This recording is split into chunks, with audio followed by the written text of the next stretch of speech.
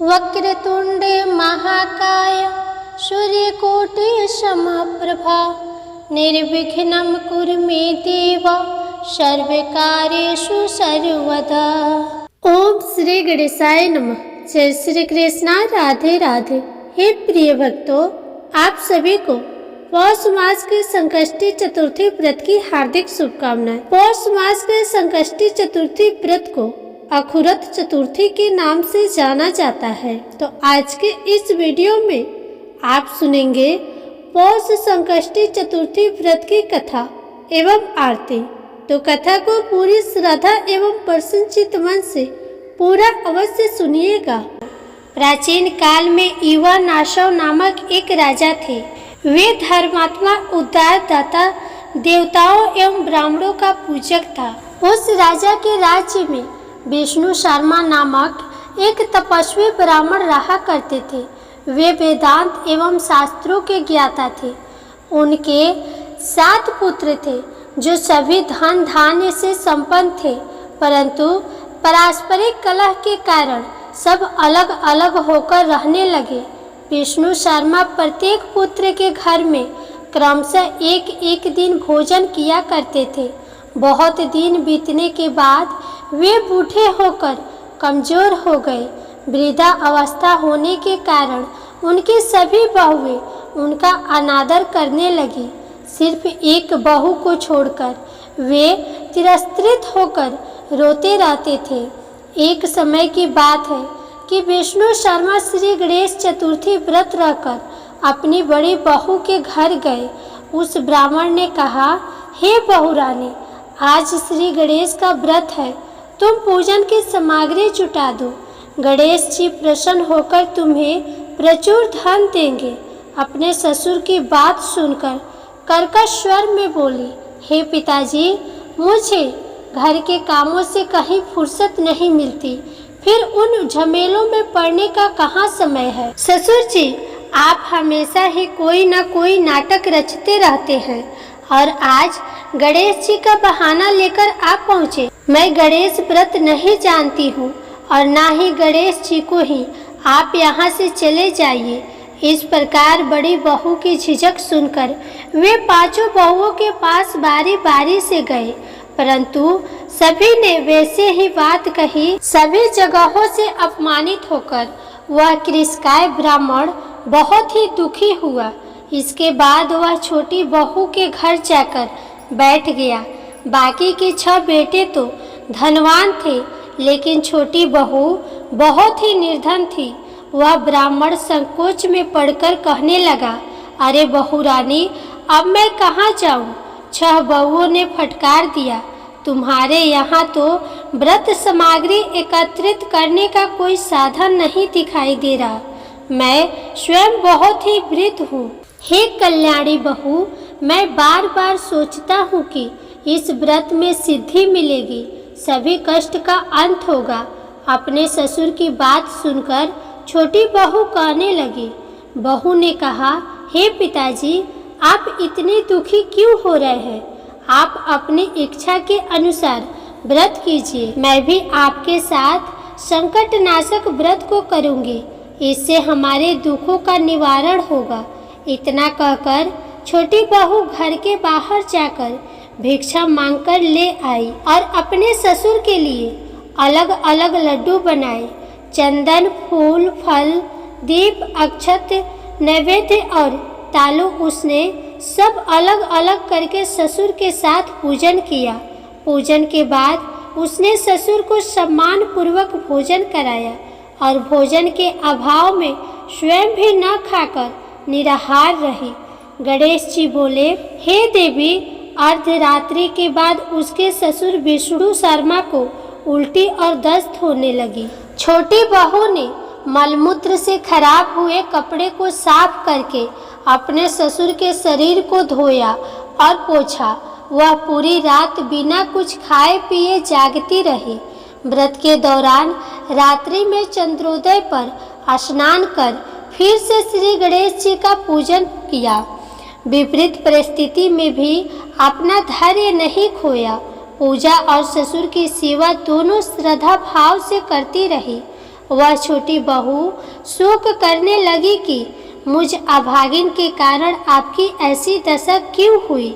हे पिताजी, रात को अब मैं कहाँ जाऊँ? मुझे आप कोई उपाय बताएं। रात भर विलाप करने के कारण अनजाने में ही उसका जागरण भी हो गया और फिर सुबह होते ही छोटी बहू देखती है कि उसके घर में हीरा मोती और मड़ियों का ढेर पड़ा है, जिससे उसका घर प्रकाशित हो रहा है। अब उसके ससुर का दस्त और उल्टी भी बंद हो चुका था। आश्चर्य में पड़कर वह अपने ससुर से पूछने लगी, यह क्या बात है? यह संपत्ति किसकी है और इतना सारा धन मेरे घर कहाँ से आ गए? हे पिताजी, क्या कोई हम लोगों को चोरी में फंसाने के उद्देश्य से तो घर में नहीं डाल गया? बहू की बात सुनकर ब्राह्मण कहने लगा, हे कल्याणी, यह सब तुम्हारी श्रद्धा का फल है। तुम्हारे भक्ति से गणेश जी तुम पर प्रसन्न हो गए हैं। इस व्रत के प्रभाव से ही गणेश जी ने तुम्हें इतनी संपत्ति दे दी है। बहू कहने लगी, हे पिताजी, आप धन्य हैं। आपकी कृपा से श्री गणेश जी प्रसन्न हुए हैं। मेरी दरिद्रता दूर हुई, घर में अतुल्य संपत्ति। इस प्रकार वह ससुर से बार बार कहने लगी। अब छोटी बहू के घर में अपार संपत्ति देखकर अन्य सभी बहुओं के क्रोध की सीमा न रही। उन्होंने कहा, हे बूढ़े, अपने संपूर्ण संचित धन को दे डाला। बहुओं के पारस्परिक कलह को देखकर विष्णु शर्मा डर कर कहने लगे कि इसमें मेरा कोई दोष नहीं है, केवल इस व्रत के प्रभाव से श्री गणेश जी प्रसन्न होकर छोटी बहू को दिए हैं। श्री गणेश जी ने कुबेर जैसी संपत्ति प्रदान की है। हे बहुओं, मैंने पहले तुम्हारे घर जाकर तुमसे अनुरोध किया था, परंतु तुम लोगों ने मुझे दुत्कार दिया। छोटी बहू ने भिक्षा मांगकर पूजन की सामग्री जुटाई। इसके करने से गणेश जी प्रसन्न होकर संपत्ति प्रदान किए हैं। श्री गणेश जी आगे कहते हैं, हे गिरि राजकुमारी, उस ब्राह्मण के 6 पुत्र दरिद्र, रोगी और दुखी हो गए। केवल छोटा पुत्र ही इंद्र के समान भाग्यशाली बन गया, क्योंकि उन 6 पुत्रों ने पिता का अनादर किया था, साथ ही गणेश भगवान का भी अपमान किया था। अब इन बातों का उन्हें पछतावा होने लगा। वे आपस में होड़ करते हुए गणेश चतुर्थी का व्रत करने लगे। इस व्रत को करने से वह सब भी क्रमशः धनवान बन गए। इस प्रकार दूसरे लोग भी इस व्रत को करेंगे तो उनका भी घर धन्य धान से भरा पूरा रहेगा। सावन कृष्ण पक्ष चतुर्थी को गजानन नाम से गणेश जी का पूजा करनी चाहिए। पूजा का विधान इस प्रकार से बताया गया है। इस दिन खीर में कनेर के फूल मिलाकर गुलाब बास की लकड़ी से हवन करना चाहिए। विद्वानों का मत है कि आहार में घी और चीनी ले। तो हे माते, श्री कृष्ण जी अर्जुन से कहते हैं, हे अर्जुन, गणेश चतुर्थी व्रत के प्रभाव से राज्य की कामना वाले को राज्य की प्राप्ति होती है। इसलिए हे राजन, आप भी इस व्रत को शीघ्र ही करिए। फलस्वरूप आप कष्टों से छूटकर राज्य का सुख भोग पाएंगे।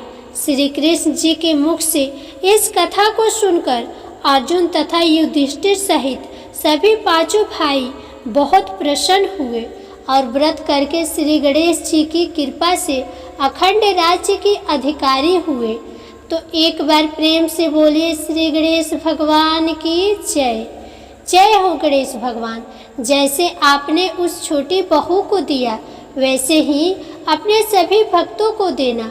कथा कहानी कहने वाले, सुनने वाले तथा हुनकारा भरने वाले सभी भक्तों को देना। जय गणेश भगवान। प्रिय भक्तगणों, इस कथा को पूर्ण करने हेतु अब आप आगे सुनिए अंधी बुढ़िया माई और गणेश जी की कथा।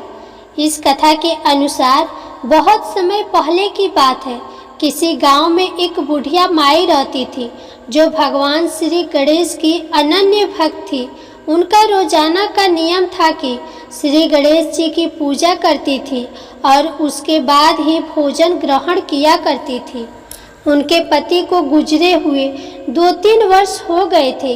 उनका एक बेटा था तथा उनकी बहू भी आ चुकी थी। बुढ़िया माई के बेटे को एक बहुत ही बुरी लत थी। वह बहुत ज़्यादा जुआ खेला करता था। इसके कारण उसके घर में धीरे धीरे कंगाली आ जाती है, क्योंकि वह लड़का कुछ भी काम नहीं करता था, ऊपर से जुआ खेला करता था।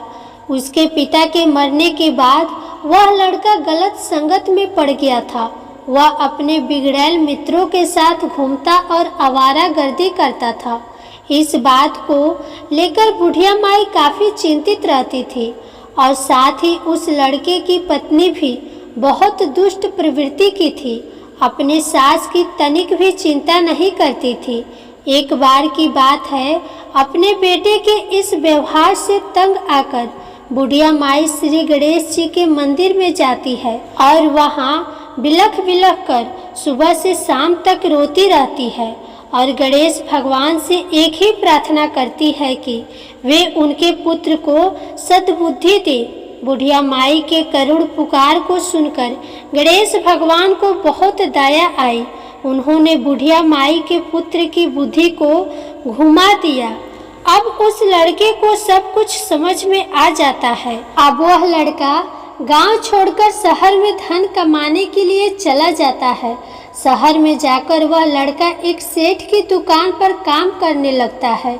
इधर उस लड़के की पत्नी उसकी माँ के साथ बड़ा ही बुरा बर्ताव करने लगती है, क्योंकि अब घर पर उसका पति नहीं था और वह उसकी सासू माँ 2 ही जन थे।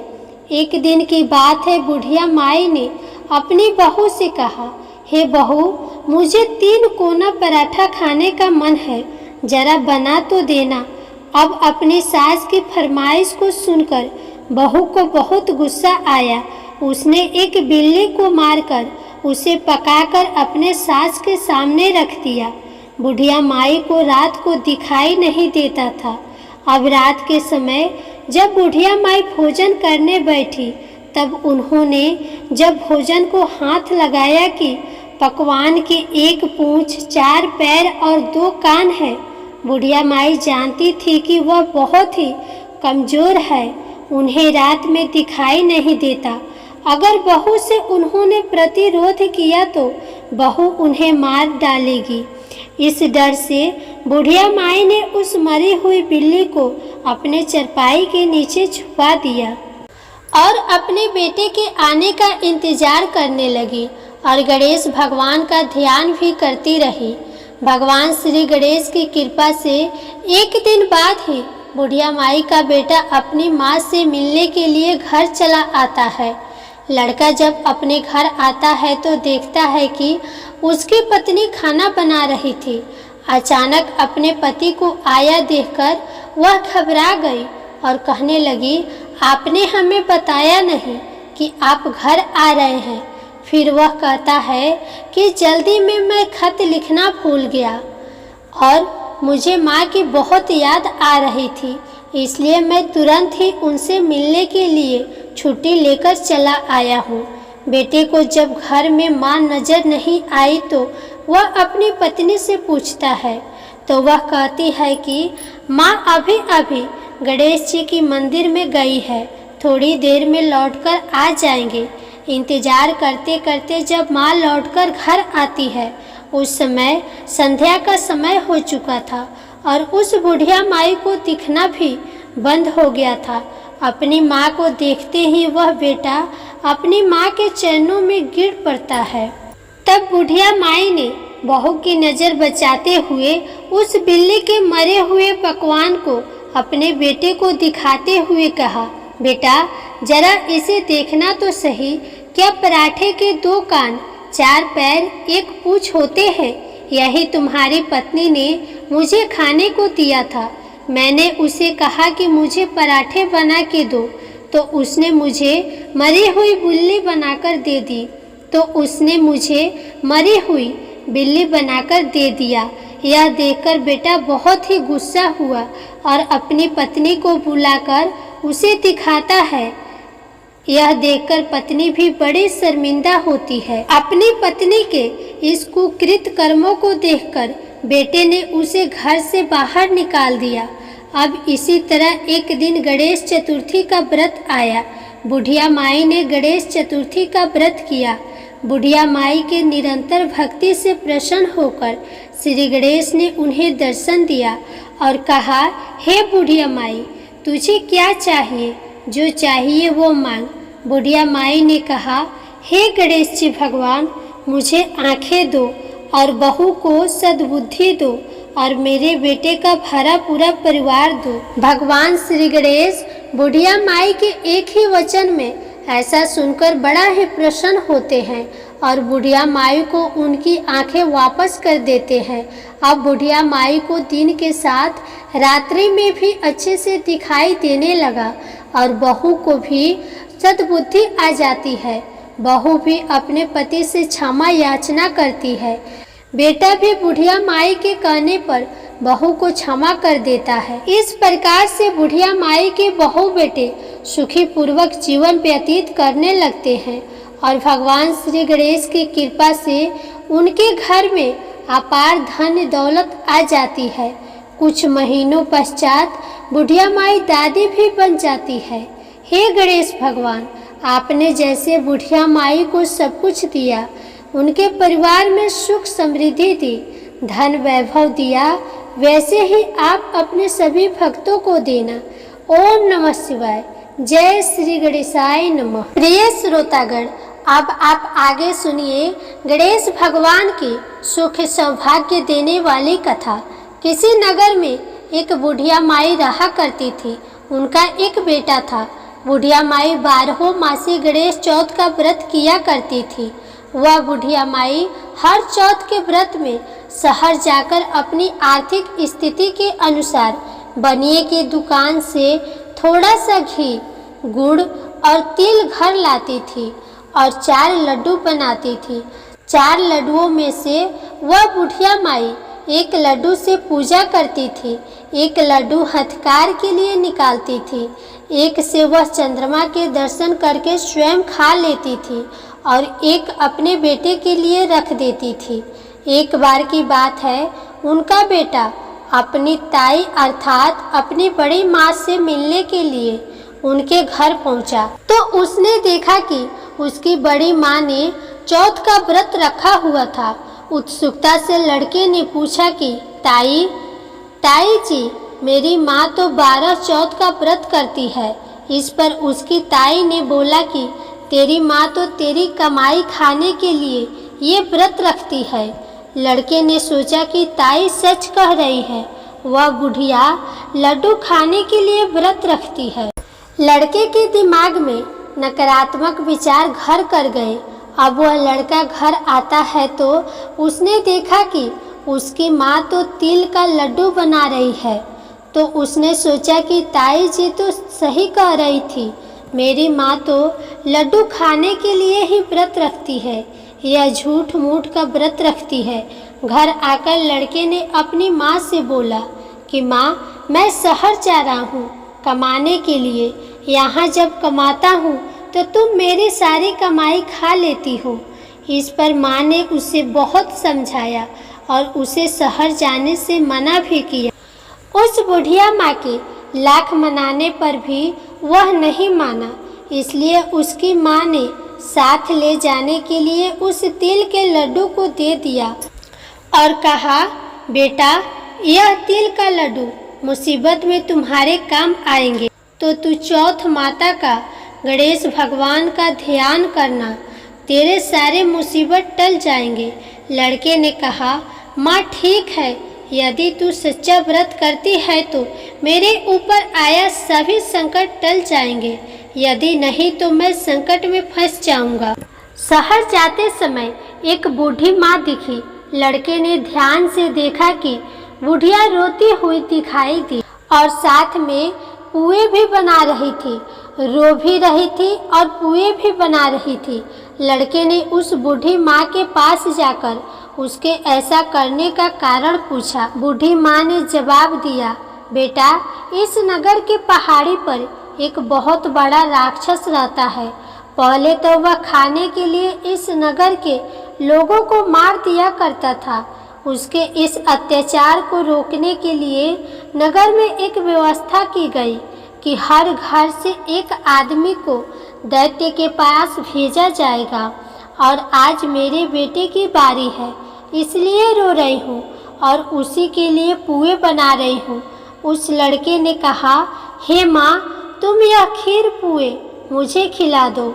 तुम्हारे बेटे की जगह उस राक्षस के पास मैं चला जाऊंगा।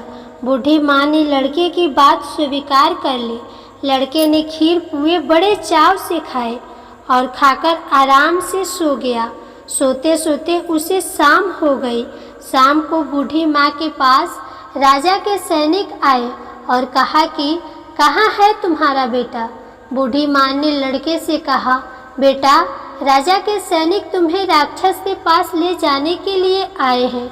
वह लड़का खुशी से सैनिक के साथ दैत्य के पास चला गया। उस राक्षस के पास जाकर उसने देखा कि राक्षस तो बहुत भयानक है। अपनी जान बचाने के लिए इधर उधर भागने लगा और माँ माँ चिल्लाने लगा। इतने में ही उसे याद आया कि उसकी माँ ने उसे चौथ माता के तिल के लड्डू दिए थे और कहा था कि मुसीबत में यह तुम्हारे काम आएंगे। उस लड़के ने चौथ माता वाले तिल के लड्डू को निकाले और उस राक्षस के सामने रखकर कहने लगा, हे चौथ माता, हे गणेश भगवान, अगर मेरी माँ सच्चे दिल से मेरी सलामती के लिए व्रत रखती है तो राक्षस का सर कटकर जमीन पर गिर जाए। प्रिय भक्तगण, यह तो चौथ माता और गणेश भगवान का चमत्कार है कि उसका यह वचन कहते ही उस राक्षस का सर कटकर नीचे गिर गया। लड़का सही सलामत वापस आ गया। वापस आते देख उसे राजा ने अपने दरबार में बुलाया और बहुत से उपहार देकर उसे विदा किया। लड़का अपने रास्ते पर आगे बढ़ता चला गया। चलते चलते कुछ समय बाद वह दूसरे राज्य में पहुंचा। उस राज्य में एक प्रथा चलती थी कि बर्तनों के आवे को पकाने के लिए एक इंसान की बलि दी जाती थी। राज्य से आते देख सैनिकों ने उसे पकड़ लिया और आवे में चुनवा दिया और आवे को पकाने लगे। लड़के ने फिर से चौथ माता के तिल के लड्डू को निकाले और बोला, हे चौथ माता, हे गणेश भगवान, अगर मेरी माँ मेरे लिए बिना किसी स्वार्थ के व्रत रखती है तो आवा पकने पर मेरी मौत ना हो। लड़के के ये शब्द बोलते ही आवा पकने पर लड़के की मृत्यु नहीं हुई। जब आवे से बर्तन निकलने लगे तो आवे से मिट्टी के बर्तन के बजाय सोने और चांदी के बर्तन निकलने लगे और लड़के ने अंदर से कहा, बर्तन आराम से निकालना, कहीं मुझे लग ना जाए। यह सुनकर बर्तन निकालने वाले आश्चर्यचकित हो गए और उसे आवे से बाहर निकालकर राजा के दरबार में ले गए। राजा भी आश्चर्यचकित था। राजा ने लड़के से पूछा, राजा ने लड़के से पूछा, अच्छा बताओ, आखिर तुम इस आवे से जिंदा कैसे बच गए? लड़के ने जवाब दिया कि मेरी माँ मेरे लिए चौथ के 12 महीने व्रत रखती है, इसलिए चौथ माता की कृपा से, गणेश भगवान के आशीर्वाद से मैं इस आवे से सही सलामत वापस निकल आया हूँ। अब देखिए, राजा को लड़के की बात पर यकीन नहीं हो रहा था, इसलिए राजा ने चांदी की सुराही मंगवाई और लड़के से कहा, अगर तुम सच बोल रहे हो तो सुराही की नली से निकल कर दिखाओ। प्रिय भक्तगणों, उस लड़के ने देखा कि एक भौरा सुराही के मुख से बाहर निकला है। लड़के ने चौथ माता का नाम लेकर आंखें बंद करके उस तिल के लड्डू को हाथ में लेकर के कहा, हे चौथ माता, हे गणेश भगवान, अगर मेरी माँ 12 महीने के व्रत रखती है, उसने सच्चे मन से गणेश चौथ तिल चौथ का व्रत किया है तो मैं भौरा बनकर सुराही के मुंह से बाहर निकल आऊं। देखते ही देखते राजा की आंखों के सामने वो लड़का भौरा बन गया और सुराही के मुख से बाहर निकल आया। राजा ने यह चमत्कार देखा और आश्चर्यचकित हो गया और राजा बहुत खुश हुआ। राजा इतना खुश हुआ कि राजा ने अपनी पुत्री की शादी उस लड़के से कर दी। पूरे नगर में राजा ने प्रचार करवा दिया कि नगर की सारी महिलाएं चौथ माता का व्रत करना आरंभ कर दे। कुछ समय बीत जाने के बाद लड़के को अपनी माँ की याद आई कि मेरी माँ तो बिना किसी स्वार्थ के मेरी सलामती के लिए व्रत रखती थी और मैंने किसी अन्य के कहने पर अपनी माँ को गलत समझ लिया। चौथ माता के आशीर्वाद से, गणेश भगवान की अनुकंपा से अभी तक सही सलामत हो। इस कारण लड़के ने राजा से अपने नगर जाने की इच्छा प्रकट की। राजा ने उसकी बातें मान ली और बहुत दान दहेज और हाथी घोड़े देकर विदा किया। लड़के के कई दिन की यात्रा के बाद वह अपने घर पहुंचा। जिस दिन वह घर पहुंचा उस दिन चौथ का दिन था। लड़का उसी बनिए की दुकान में गया जहां उसकी माँ हर चौथ को आती थी। लड़के ने सोचा कि माँ इस दुकान से तिल और गुड़ और घी लेने जरूर आएगी। जैसे लड़के ने सोचा था ठीक वैसा ही हुआ। हाथ में लाठी लिए हुए उसकी माँ रास्ते में आती हुई दिखाई दी। उसकी माँ की उम्र बहुत अधिक होने के कारण उन्हें दिखना कम हो गया था। लड़का उसकी लाठी से पैर मारकर और जानबूझकर उसके पुत्र के बारे में अपशब्द कहने लगा। उसकी बूढ़ी माँ ने कहा, भले ही मुझे गाली दे दो पर मेरे पुत्र को कुछ मत कहना। माँ के यह शब्द सुनकर बेटा उनके पैरों में गिर पड़ा और कहने लगा, माँ मैं तुम्हारा ही बेटा हूँ, मुझे माफ़ कर दो। माँ ने उसे पहचाना और गले लगा लिया, पर उसका बेटा इतनी धन दौलत के साथ वापस आया था, इसलिए नगर के वासियों ने विश्वास नहीं किया कि वह उसका ही बेटा है। बुढ़िया ने चौथ माता को याद किया और मन ही मन चौथ माता गणेश भगवान से कहने लगी कि मैंने अगर सच्चे मन से तुम्हारा व्रत किया है तो मेरे स्तनों से दूध आ जाए और दूध की धार मेरे बेटे के मुख में गिरे। प्रिय भक्तगणों, चौथ माता की चमत्कार से बिल्कुल ऐसा ही हुआ। दूध की धार उसके बेटे के मुख में गिरने लगी। सभी लोग देखकर हक्के बक्के हो गए। उन्हें यकीन हो गया कि ये उन्हीं का बेटा है और चौथ माता गणेश भगवान की जय जयकार करने लगे। नगर के सभी लोग चौथ माता का व्रत हर महीने रखने लगे। तो बोलिए श्री गणेश भगवान की जय, चौथ माता की जय। जय श्री कृष्णा, राधे राधे। प्रिय श्रोतागण, संकष्टी चतुर्थी व्रत की कथा आपको कैसी लगी कमेंट बॉक्स में ज़रूर बताइएगा। वीडियो को लाइक कीजिएगा, शेयर कीजिएगा और अगर आप हमारे चैनल पर नए हैं तो प्लीज़ चैनल को सब्सक्राइब भी कर दीजिएगा। फिर मिलेंगे अगली वीडियो में।